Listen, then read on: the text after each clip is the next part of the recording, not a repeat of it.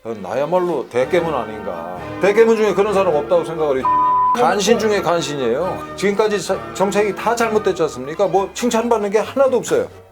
주변에 정말 실력 없는 간신들만 둬가지고 아니 그 잘못하는 거는 그 지적을 하는 게 국민으로서 또 공무원으로서 또 명색이 고위공무원으로서 고명이다 이렇게 생각을. 정부를 비판하는 공무원은 파면된다. 여러분들은 이걸 어떻게 생각하십니까? 논란의 주인공 한민호 국장님을 모셨습니다. 안녕하십니까? 안녕하세요. 안녕하세요. 얼마 전에 조선일보 인터뷰 나가고 나서 반응이 어땠습니까? 저를 격려해주는 반응이 뭐 압도적으로 한 99%에 예. 달했었고요. 네. 1% 정도는 뭐 공무원이 그래도 되냐라는 뭐 비판적인 말씀을. 제가 알기로도 문체부에서 잘 나가시던 엘리트 공무원 중에 한 분이셨습니다.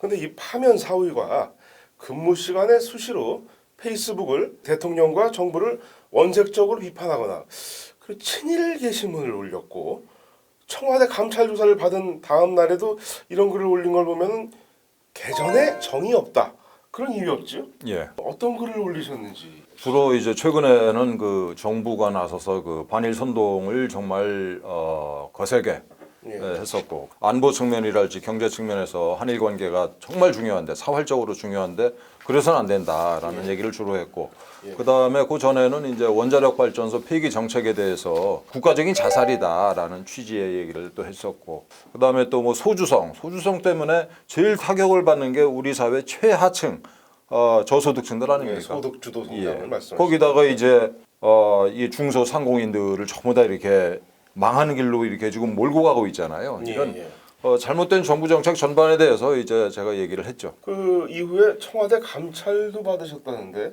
예. 어디서 어떻게 받으신 겁니까? 민정수석실 산하의 공직감찰반이라고 하는 조직이 따로 있습니다. 공무원들은 사실 글로 이제 나와라 소리를 들으면은 상당히 긴장하는 데죠. 거기서 한 4시간 좀 넘게 조사를 받았죠. 그 다양한 이제 분야에 대해서 정부 정책에 대해서 글을 많이 올리셨는데 예. 많이 올린 분이 한 분 더 있잖아요. 조국 전 장관. 예. 징계를 받았다거나 뭐 그런 일은 없었죠. 아니 그분이 외교 안보 라인에 있는 사람도 아니고 네. 대통령의 정말 신임을 받는 민정수석 자리에 그렇죠. 있으면서 한일 관계를 그렇게 이 파탄으로 몰고 가는 발언을 공공연하게 했다는 건 제가 공무원이기 이전에 국민의 한 사람으로서 이건 절대 두고 볼 수 없는 일이다. 그 조국 당시 수석의 그 죽창가 게이시 이후에 정말 견딜 수가 없더라고요. 그래서 그래 나는 친일파다라고 얘기를 한 게 아마 그분의 심기를 엄청 거슬린 모양입니다. 청와대에서는 바로 캐치가 됐겠군요. 쭉 저를 보고 있었으니까요. 예. 게시물 올린 직후에 혹시 뭐 워닝을 받았다든지 뭐 그 그런 건. 후에 이제 제가 모시던 그 문체부 차관님으로부터 네. 좀 조심하는 게 좋겠다. 차관님, 제가 뭐 이게 헌법과 법률에 어긋나는 발언을 한 것도 아닌데 어떤 이 부분을 조심하거나 또는 고쳐야 되겠습니까? 라고 여쭤봤더니 제가 그 김정은을 김정은이라고 안 부르고 개정은으로 쭉 불렀었어요. 마침 이제 차관님이 그거를 이렇게 예를 드시길래 그다음부터는 제가 김정은이라고 이제 표현을 하면서 제 얘기는 뭐 다 했죠 그냥. 이 박근혜 정부 시절에도 그때도 페이스북에 좀 글을 쓰셨습니까? 저는 뭐 이명박 정부 때나 박근혜 정부 때나 정부가 잘못하는 거는 뭐 그때그때 지적을 했었는데 이 문재인 정부가 하고 있는 이런 정말 반일 캠페인이랄지 뭐 원자력 발전소 폐기랄지 소주성이랄지 이런 말도 안 되는 정책은 없었거든요. 박근혜 정부 때도 잘못하는 건 지적을 했습니다만 이 정부에 대한 비판처럼 그렇게 무진 비판을 할 거리가 없었죠. 근데 그때는 별로 문제가 안 됐지 않습니까? 당시 차관님이 지나가는 말로 살살 해라 뭐 이런 얘기는 살살해라. 있었지만 그러니까 어쨌든 그때도 다 이렇게 보고는 다 있었군요. 이미 캐치는 다 하고 있었던 거죠 위에서부터.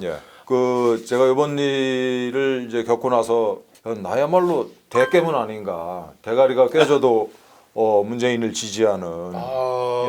정말 대통령께서 잘 하시라고 잘못된 정책에 대해서 대가리가 깨져가면서 직을 걸고 얘기한 놈이 대깨문 중에 누가 있습니까? 대깨문 중에 그런 사람 없다고 생각을 해요. 조국은 간신 중에 간신이에요. 그런 것도 같습니다. 정말. 그래서 지금 파면 당하시고 아 근데 그 불안해서 어떻게 그렇게 계속 쓰십니까? 업무 예. 성과가 업무 성적이 되게 뭐 예. 좋으셨나 보죠? 무엇보다도 제가 믿었던 거는 이제 뭐 헌법이죠. 제 발언이 헌법. 헌법에 어긋나는 발언은 안 한다, 안 예, 했다 예. 지금까지. 아니 그 잘못하는 거는 그 지적을 하는 게 국민으로서 또 공무원으로서 또 명색이 고위 공무원으로서 그 소명이다 이렇게 생각을 했습니다. 그렇군요. 예. 근데 여전히 그 정치적 중립 의무 위반한 거 아니냐 예, 이런 예. 말도 합니다. 예, 민정수석실에서 지적한 게 세 가지인데 하나는 성실 의무 위반, 성실 의무 위반. 두 번째는 품위 유지 의무 위반, 세 번째가 정치적 중립 의무 위반인데 정치적 중립 의무 위반의 요건이 이제 공무원법 이게 관련 규정에 명시가 돼 있는데 특정 정당이나 정치 단체를 지지하거나 비판할 거. 예. 요게 요건입니다. 그러니까 막연하게 어떤 그 이게 정책을 비판한다 그래서 이게 정치적 중립 의무 위반이 아니고 그런 그 정당이나 정치 단체를 지지하거나 비판하는 건데 저는 특정 정당이나 뭐 정치 집단을 지지 비판한 적은 그런 없어요. 적은 없으죠. 예, 정부 정책에 대해서 제가 비판을 했. 징계위원회에서 마침 그거는 인정을 해주었습니다. 그래서 예, 예. 비위 사실로 이렇게 적시가 안 됐습니다. 그러면은 지금 성실 의무 위반, 품위 유지 의무 위반 예. 이 두 가지로 예. 지금 파면이 되신 거예요? 예. 소청을 거쳐서 이제 소송까지 해가지고 예, 예. 명예 회복을 해야죠. 저 같은 경우를 당한 공무원들이 이제 행정 소송에서 어떻게 이게 구제를 받았는지 사례집을 봤는데요. 네. 정말 심각한 짓을 저지른 사람들도 파면 당한 사람 거의 없어요. 파면은 어떤 사람들이 주로? 파렴치한 네. 공무원으로서 정말 이런 자가 이게 공복으로서 이게 국가의 녹을 먹었나 저 스스로도 이 그 한심하게 여겨지는 그런 그렇군요. 사람들마저도 파면까지는 안 파면까지는 아니라는 당했어요. 거죠. SNS 소셜 미디어에서 화제가 됐던 분 중에 저 검찰개혁 촛불 집회 나간 거 집회에 나간 공무원이 예, 예. 자기 찍어서 올린 분도 있었잖아요. 뭐 징계 당했나요? 아니 전혀 안 당했죠. 예. 그거야말로 정치적 중립 의무 위반 아닌가? 그건 한번 법률가들이 한번 따져봐야 될. 그렇죠. 박근혜 정부 시절에 예. 또 미디어 정책국 또 예. 핵심 보직을 예. 맡으시면서 블랙리스트하고 또 떼놓을 수 없지 않습니까? 예. 문화체육관광부가 이 문재인 정부 들어서 정말 예. 그 아주 뭐 적폐 대표적인 걸로 했는데 또 거기서는 뭐 아무 그거 없으셨어요. 핵심 어떤 뭐 예. 역할을 했다라는 예. 말도 들었는데 예. 예. 좌파 진영에서 저를 볼 때 문체부에서 그 블랙리스트를 하게 되면은 가장 핵심적인 역할을 했을 놈이다. 예. 라고 볼 수밖에 없어요. 제 이게 예, 이제 예, 저 예. 공공연하게 대한민국의 그 이 헌법 가치, 자유민주주의, 시장 경제, 또 한미일 동맹 이 얘기를 뭐 공공연하게 뭐 하던 공무원이니까요. 그런데 놀랍게도 제가 블랙리스트의 뭐 작성이랄지 운영과 관련된 보직에 가 있지를 않았어요. 이렇게 이거는 사실은 정부에서 3번에 걸쳐서 입증을 해줬는데 특별 검사가 수사를 했어요. 예. 두 번째로는 감사원에서 감사원도 감사를 있었죠. 했고, 예. 세 번째는 민간과 이 문체부가 합동으로 블랙리스트 진상조사위원회를 꾸려가지고 그렇죠. 예. 그야말로 탈탈 털었습니다. 그런데 제 이름 석자가 안 나온 거예요. 사람들이 미루어 짐작한 게 잘못됐던 거군요. 야. 예. 조사를 해보니 관련이 해보니. 없었다는. 예. 교사이던 시절에도 그 인터뷰를 보니까 여전히 좌파 사상을 가지고 있었다. 예. 이게 어떻게 그 생각이 바뀌신 겁니까?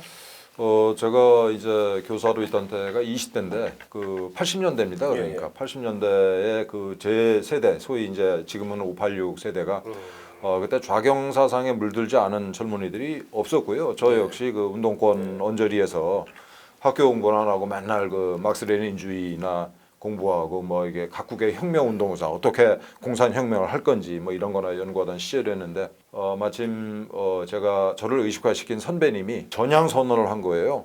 놀랐겠네요. 야, 정말 놀라운.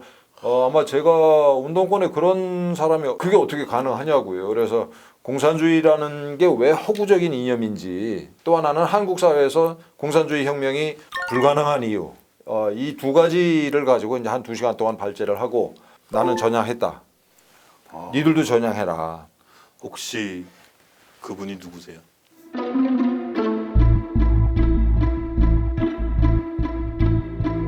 본인 동의를 얻지 않아가지고 제가 지금도 어쨌든 여기까지만 말씀하시면 예. 알만한 분이시군요. 예, 예. 업무 시간 왜 SNS 되는 거 아니었습니까? 참 그 질문이 사실 뭐 그 질문에 대해서 제가 제일 많이 생각을 했습니다. 사실은. 예. 야 정말 업무 시간 왜 했어야 되는 게 아닌가. 저는 감히 말씀드리건데 제 일을 정말 충분히 넘치게 하고 남는 시간에 짬을 내서 나라 걱정을 했다. 나란 일. 예, 이렇게 말씀을 드리고 싶습니다. 업무 시간 했다는 거를 페이스북 글 올린 시간까지 체크를 했나요? 인사위원회. 그렇죠, 했죠. 시기에. 당시 그럼 조국 수석이 민정이었습니다. 그렇습니다. 예, 조국 수석이 마지막으로 한 일이 아마 저를 징계해라 조사해서 그 지시였다고 생각을 하고 있어요. 본인이 검찰 개혁을 하겠다고 법무장관이 되셨던 분이 내로남불 케이스로. 조로남불이라고 그러죠. 예. 조로남불의 또 하나의 케이스가 되겠군요. 네. 앞으로의 계획은 없습니까? 나라가 뭐 지금 여전히 굉장히 어렵지 않습니까? 뭐 이 조국 법무장관 임명을 둘러싸고 나라가 두 쪽으로 완전히 쪼개져 있고 또 경제 정책은 여전히 엉망이고 이런 상태에서 공무원 생활을 끝까지 열심히 하고 싶었는데 뭐 나라를 위해서 그야말로 네. 백의종군이라도 해야 되지 않나. 혹시 뭐 정치권에서 입당 제의 같은 거 받으신 적 있습니까? 뭐 없습니다. 뭐 이런저런 고민하다가 그런 결정을 내릴 수도 있겠습니다만은 아직까지는 그런 뭐 구체적인 생각은 안 해봤습니다. 예. 오늘 어떠셨습니까? 마지막으로 뭐 하시고 싶은 말씀 있으시면. 예. 이 노노의 그 군자는 표변하는 거다. 정말 180도 입장을 바꾸는 게 군자다라는 표현이 있다고 그러는데 저는 대통령이 뭐 인격적으로 이제 군자다 이런 말씀이 아니고 지금까지 온갖 정책이 다 잘못됐지 않습니까? 뭐 칭찬받는 게 하나도 없어요. 경제 정책이나 뭐 안보 정책이나 네. 뭐 사회 정책이나 주변에 정말 실력 없는 간신들만 둬가지고 그렇다 하더라도 이제는 정말 표변하실 때가 됐습니다. 또 무엇보다도 국민들의 하루하루의 이 팍팍한 삶을 좀 개선하기 위해서 이제는 대통령께서 우선 그 주변의 그 무능한 간신들부터 좀 척결을 하고 표변하셔야 된다. 정말 지금도 계속 페이스북에 남기고 싶은 말씀이 많으신 것 같습니다. 예. 이제 문재인 말년이 굉장히 불행할 것 같아요. 자, 어떤 페이스북은 되고 어떤 페이스북은 안 되는 이야기. 한민호 국장님 모시고 한번 이야기를 들어봤습니다. 저희는 또 다른 이슈로 찾아뵙도록 하겠습니다.